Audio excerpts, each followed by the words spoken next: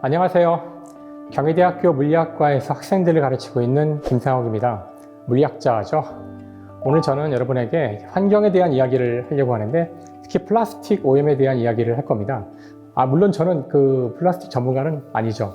하지만 플라스틱 문제는 환경 오염의 문제 가운데 가장 중요한 문제 중에 하나인데요.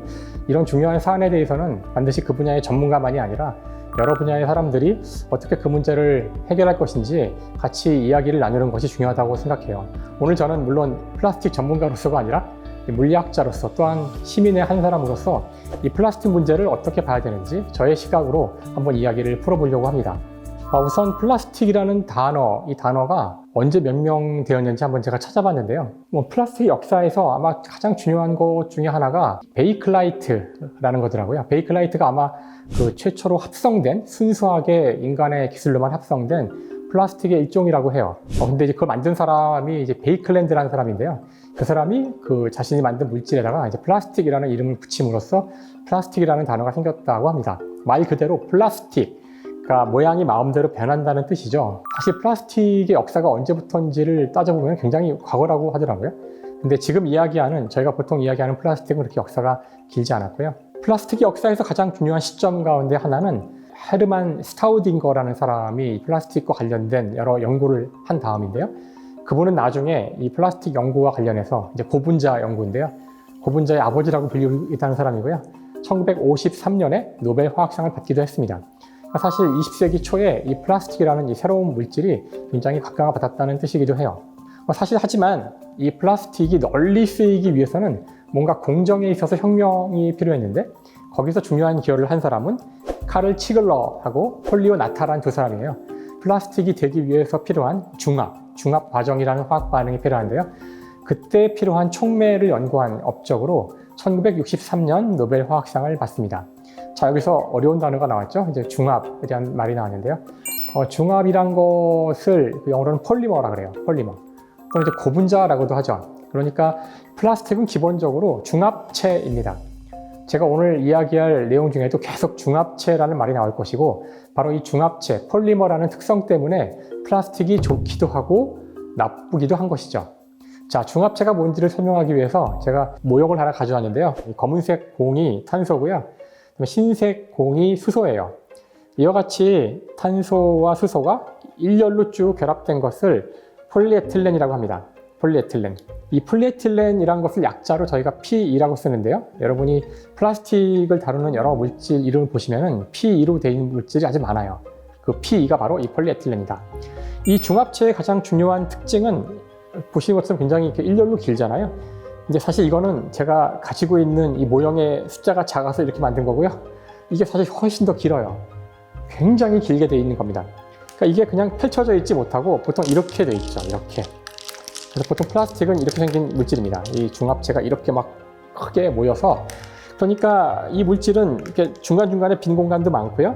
그 다음에 얘를 끊으려면 굉장히 힘들어요. 이게 이렇게 막 말려 있기 때문에 즉 끊기가 어렵다. 이게 굉장히 중요한 특성이 됩니다. 아마도 화학을 공부하신 분들은 이 탄소와 수소가 우리 생명의 물질이라는 사실을 아실 거예요.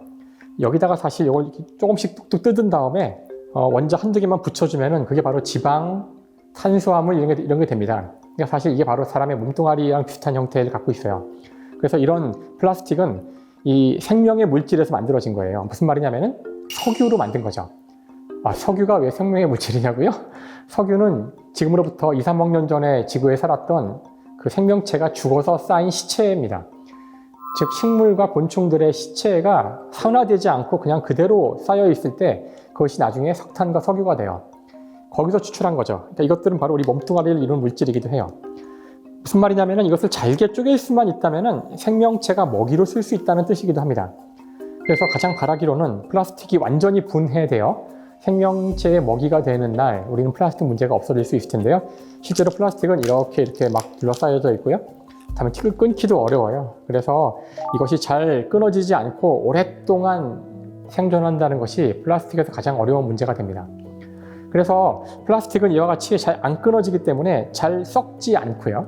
썩지 않고 분해가 되지 않아서 여러분들이 플라스틱을 이렇게 버리면 이게 땅속에 아주 오랫동안 사람의 몸뚱아리 같은 것은 땅속에 넣으면은 몇 년 지나지 않아서 다 썩어버리잖아요. 썩는다는 것은 다른 세균이 우리 몸을 분해시킨다는 뜻입니다. 하지만 플라스틱은 그렇게 세균이 분해시킬 수가 없어요. 물론 조금씩 분해는 되지만 뭐 지금 정확히는 알 수 없는데 뭐 최소한 500년, 600년, 몇백 년의 시간이 지나야 비로소 분해가 되어 생명체의 생명 시스템 내로 들어올 수가 있어요. 원래는 생명체였던 것이죠. 자, 그래서 우리가 이 플라스틱 이야기를 할 때 언제나 이것이 분해되는지 이야기를 많이 하게 되는데요. 여기엔 두 종류의 분해의 성질이 있습니다. 보통 산화 분해성이라는 게 있고 다음이 생분해성이라는 게 있어요. 산화 분해성은 화학적으로 분해가 됐다는 뜻이에요. 하지만 더 중요한 것은 생분해성의 특성이 있어야 됩니다. 생분해성은 생명체가 분해시킬 수 있다는 뜻이죠. 그 단계가 되면은 이젠 더 이상 우리가 개입하지 않아도 자연이 자연적으로 그 물질을 분해시켜서 이제 먹이로 삼는다는 뜻이죠. 그러면 어쨌든 잘 분해가 되어 우리 생명의 일부가 된다는 뜻입니다. 하지만 이것이 생분해되기 전 산화 분해만 된다면은 그때는 여전히 상당히 많은 시간 동안 생분해가 될 때까지 기다려야 한다는 뜻이죠. 사실 왜 제가 이 얘기를 하냐면은 한동안 생분해성 플라스틱이라고 해서 각광을 받은 적이 있었고요. 많은 국가에서 그 플라스틱을 많이 만들기 위해서 많이 그 지원도 한 적이 있었는데요. 결국은 그것이 산화 분해만 될 뿐 생분해되지 않는다는 사실이 밝혀지기 때문에 그 뒤에는 금지가 되기도 합니다. 아무튼 이 플라스틱이 분해가 되고 해서 제가 작아질 수 있는데요. 문제는 아무리 작아지더라도 어느 이하로 작아지기가 굉장히 힘들어요. 그래서 나노미터라는 영역이 있는데 보통 이 원자가 한 7개에서 8개 정도가 되는 정도죠. 이쪽 한쪽으로. 지금도 이게 나노미터보다 좀 작은데요. 이거보다 약간 큰 크기예요. 그 정도가 될 때를 우리가 그것은 나노 플라스틱이라고 그러고요. 그보다 좀 더 클 때, 좀 더 큰 건 아니고 한 100배나 1000배 클 때 우리가 그런 것들을 이제 미세 플라스틱이라고 하는데요. 이런 것들은 생명의 물질이긴 한데 우리 몸에서 분해시킬 수가 없어요. 제가 금방 이야기했지만 생분해성이 아니기 때문이죠.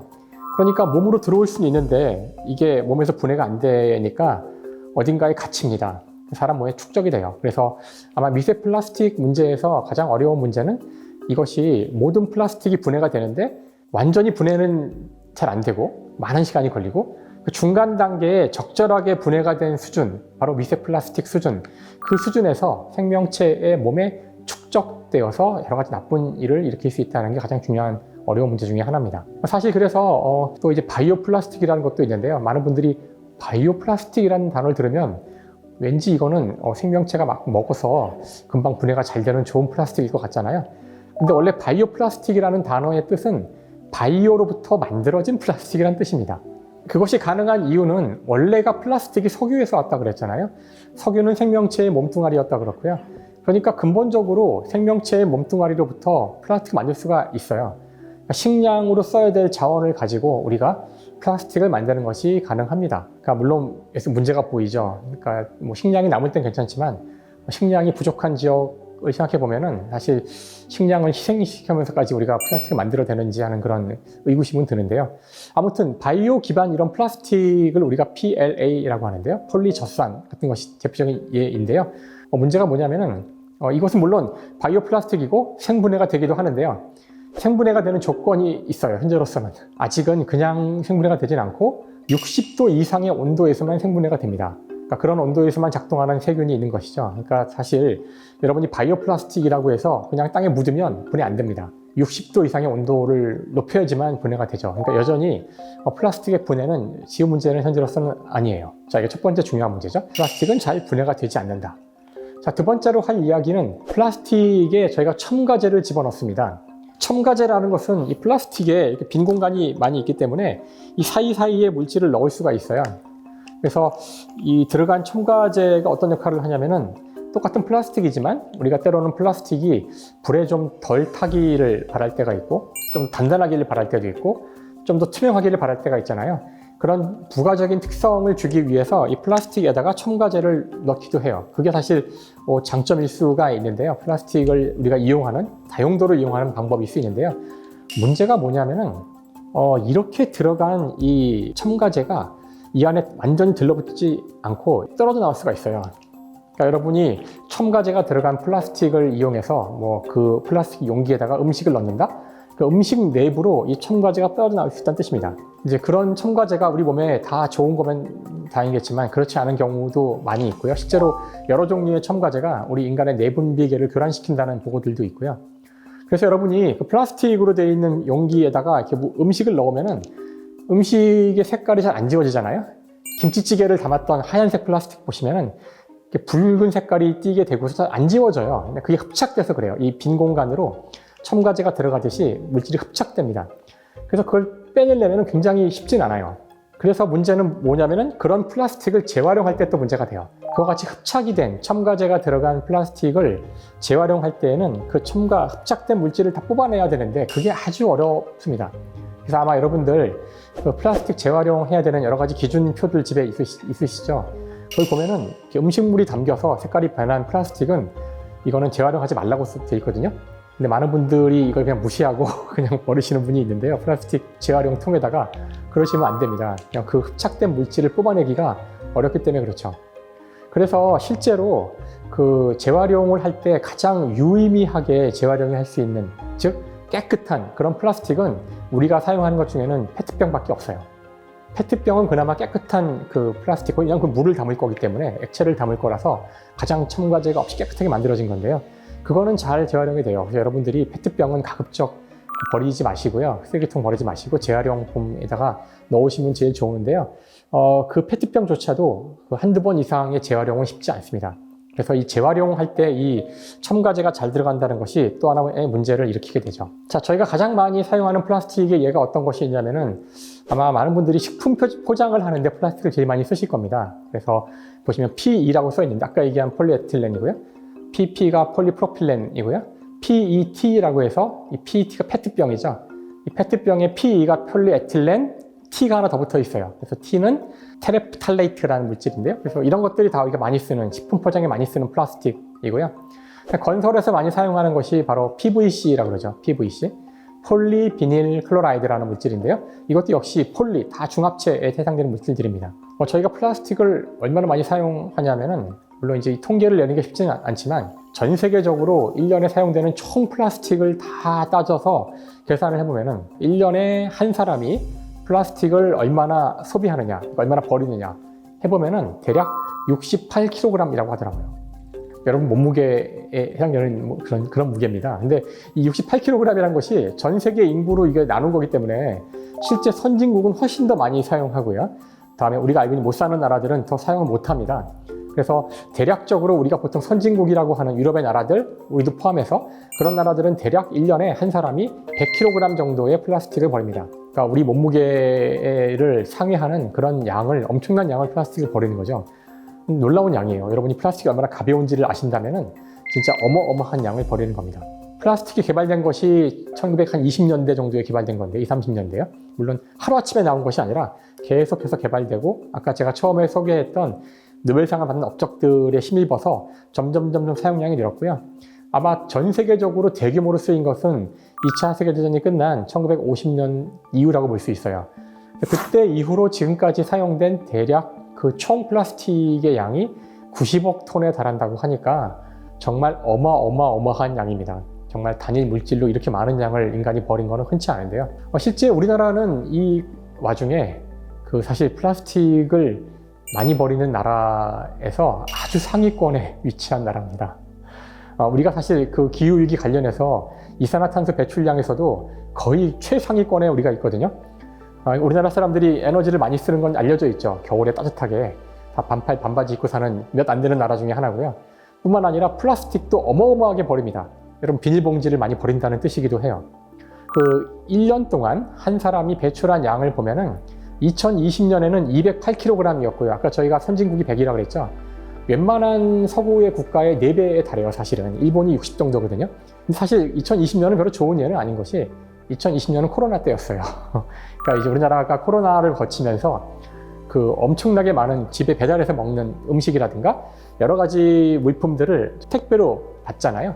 이제 그것이 활성화되면서 그때 우리가 전 세계에서 압도적 1위로 플라스틱을 버리는 나라가 됐어요. 물론 그 뒤에 좀 줄었습니다. 2022년이 되면은 이제 코로나에서 약간 벗어났을 때인데요. 그때도 100kg 정도 됐기 때문에 여전히 세계 거의 최고 수준에 달하고 있어요. 그래서 사실 우리나라는 플라스틱 사용에서는 타의 추종을 불허할 만큼 많이 사용하고 많이 버리는 나라입니다. 그러면은 그렇게 많이 버린 플라스틱을 재활용하면 참 좋을 텐데 우리는 재활용을 얼마나 하고 있을까요?